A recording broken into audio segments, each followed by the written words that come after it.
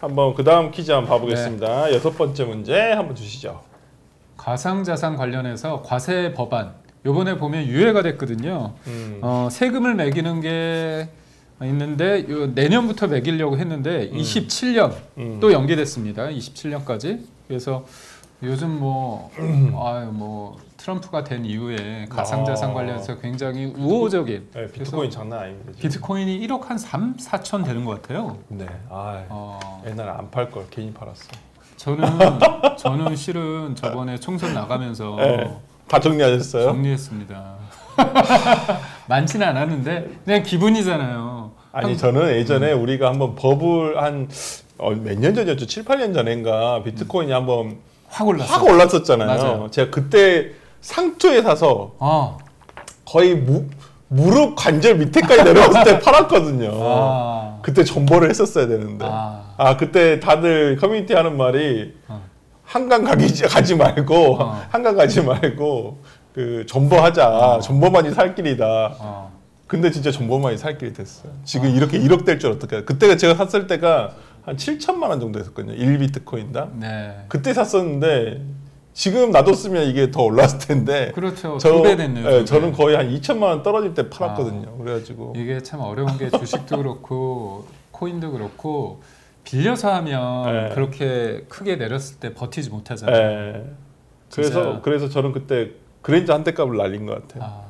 제가 뭐 여기서 더 이상 말씀드리기 싫은 과거가 있기 때문에 제가 누구나 돈 번다는 삼성전자 주식 가지고 액면 분할을 했을 때 그때가 한 주당 거의 250만 원, 300만 원까지 됐다가 분할했거든요. 맞아요. 그때 5만 원, 6만 원 하다가 뭐 여튼간 그래서 그게 제 주식을 갖다 보니까 무리를 하게 됐어요. 저거 있잖아요. 그러니까 애수금융 해가지고 하는 거 말이에요. 그러니까 처음에 뭐냐면 나도 정확하게 몰라. 주식을 안 해서. 이율이 워낙 이자가 싸가지고 그렇죠. 그때 많이 했었죠. 그때 담보 없이 맞아요. 신용대출로 제가 좀 많이 받았어요. 그러니까 처음 해서 이득을 보니까 그러고 나서 계속 떨어지니까 물타기를 하려고 그때 증권에서 그걸 또 빌린 거거든요. 문제 시작해. 문제 시작해 주세요. 예, 시작하시죠. 시작을 했습니다. 우리 시작한 줄 알았어. 동일 퀴즈는 나와 같은 생각을 가진 사람들이 얼마나 되는지 맞히는 퀴즈입니다. 먼저 당신의 의견을 묻는 질문이 주어지며 질문에 대한 의견을 투표하게 되는데요. 그런 다음 자신과 같은 선택을 한 사람들이 몇 %일지 추측에 입력해 주세요. 점수는 오차범위 20% 내외로 투표 결과에 근접할수록 높게 부여됩니다. 다른 의견에 귀를 기울여야 맞힐 수 있는 게임. 동일 퀴즈에 참여해 보세요. 이게 뭐 아픈 기억을 그러니까 여러분들은 지금 이렇게 투자하면 안 된다라는 그 현장을 보고 계십니다. 맞습니다. 이게 참 재밌는 게 요번에 보면 그 금투세 부분도 그렇고 이 가상자산 과세 법안도 그렇고 여당에서 한동훈 대표가 좀 지르면 민주당에서 조금 고민을 하다가 결국은 따라가는. 이제 그걸 이제 한동훈 대표는 본인의 치적으로 지금 상권에 있는데. 근데 저는 사실 이거는 어려운 문제예요. 왜냐하면 주식하는 사람들 입장이나 맞아요. 코인하는 사람 입장에서는 세금은 없으면 맞죠. 좋죠. 그렇죠, 좋지. 근데 또 소득이 있으면 이익이 생기면 그거를 과세를 해야 되는데 언제는 하겠잖아요. 그렇죠. 하긴 해야 되는데 저는 저 개인적으로는 약간 시기상조다. 왜 그러냐면 금투세 같은 경우는 지금 자본시장 자체가 우리가 선진화가 되지 않았는데 오히려 선진국에 다 도입된 어떤 주식에 대한 과세를 주식 이득에 대한 과세를 하는 것이 맞나? 지금 솔직히 미국 장은 항상 우상향이거든요.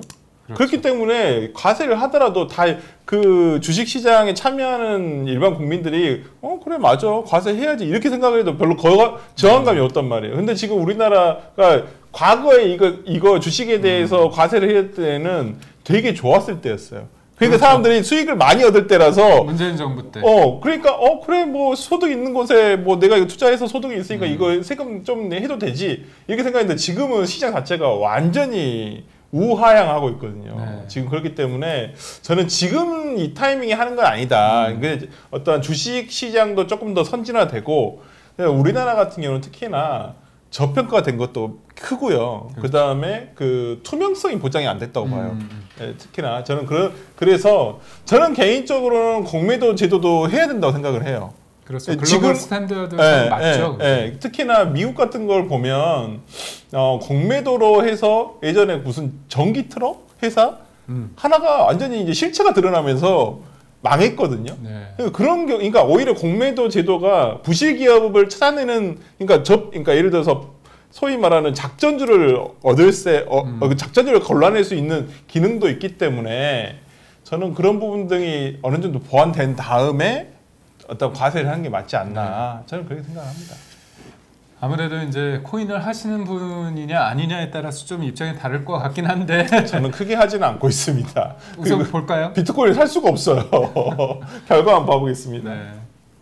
100% 반대, 10대, 20대 보면 대체로 젊은 분들이 반대를 많이 하시고요. 그렇죠? 전반적으로 많이 하시고 50대는 의외로 과세에 찬성을 하시는 분들이 많네요. 60대도 마찬가지고. 그러니까 50대, 60대에 비해서 이제 젊은 분들이 코인을 많이 하기 때문에 사실 이제 주식이나 코인 같은 경우는 부의 사다리 그런 관점에서 이제 부동산으로 접근하기에는 소위 말하는 시드머니, 종잣돈이 적으니까 그렇죠. 이런 측면에서 이제 한동훈 대표는 그런 얘기를 좀 하고 있고요. 부동산이 너무 올라가지고 살 수가 없잖아요. 그래서 하여튼 그런 부분에 있어서는 조금 저는 개인적으로는 반대거든요. 과세를 하는 거에 대해서는. 왜냐하면 기본적으로 제가 그냥 법률적으로 생각해 봤을 때 이거 파악이 돼야 되거든요.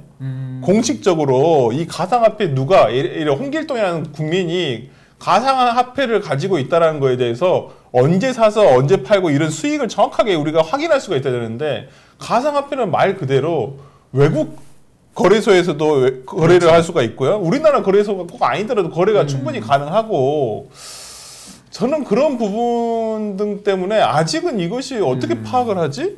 그러니까 과세 당국에서 정확하게 파악을 해가지고 과세가 가능할 텐데 저는 그걸 구축하는 게 쉽지는 않을 거예요. 물론 제가 모르는 분야에서 이걸 단정적으로 얘기하기는 좀 어렵습니다만은 좀 그런 기술적인 부분을 제가 몰라서 그럴 수도 있는데 아니 만약에 예를 들어서 가상화폐를 어디 저기 스페인에 있는 가상화폐 거래소를 통해서 내가 거래를 해요. 그럼 우리나라에서 어떻게 파악을 하죠? 저는 그런 부분 등이 있기 때문에 당장 어떻게 과세를 하기가 너무 힘들지 않느냐. 그러니까 사실 그렇다면 우리나라에 이제 3개, 4개 좀 큰 코인 거래소 그쪽에 있는 거 위주로 하게 되면 형평성에 맞지 않으니까 그렇죠. 외국 거래소를 이용한 사람들은 세금 안 낸다는 거잖아요. 그럼 그쪽으로 다 이제 판을 그렇죠. 이제 그러면 다 간다는 거예요. 외국 거래소를. 지금 주식시장이 약간 지금 현재가 미국장으로 다 옮겨가자. 개미들도 지금 이 돈이 벌써 한 3, 4조 되거든요. 그래서 조금 이 부분과 관련해서 쉽지 않은 부분이긴 한데 그다음 성별에 따라서 한번 봐볼까요? 여성분들이 좀 더 반대가 많으시네요. 그 다음에 총 결과값을 한번 봐보겠습니다. 반반 될 것 같습니다. 반반. 거의 비슷하시네요. 그러니까 물론 이제 좀 반대가 많으시긴 한데 오히려 그렇게 저는 찬성하고 반대가 거의 원사이드에 가지는 않았다. 그러니까 오히려 과세에 대해서도 찬성하시는 분들이 생각보다 제가 생각했던 것보다 훨씬 더 많으신 것 같아요. 저는 반대하신 분들이 훨씬 더 많지 않을까, 조금 더 원사이드에 가지 않을까 생각했었는데 의외로 또 그렇지 않다라는 부분.